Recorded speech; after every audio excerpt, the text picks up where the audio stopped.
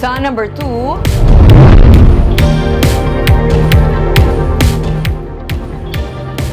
milyones pesos nga balor sang shabu na recover sa anay preso sa ginakabig pinakadako nga operation sa kapulisan sa Western Visayas.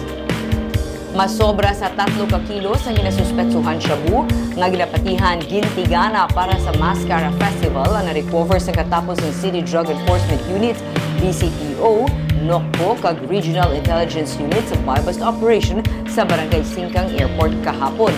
Subject sa anti-illegal drug operation ng high-value individual nga si Jumel Camento, pangayaw sa among nga barangay.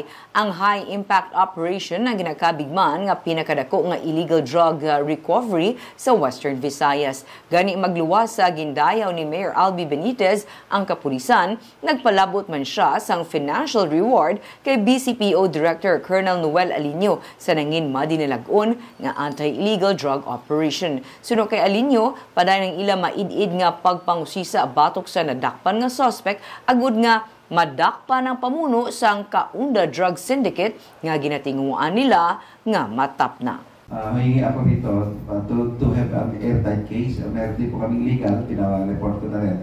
Bago kami i-file mamaya, i-review po sa lahat yung mga documents namin.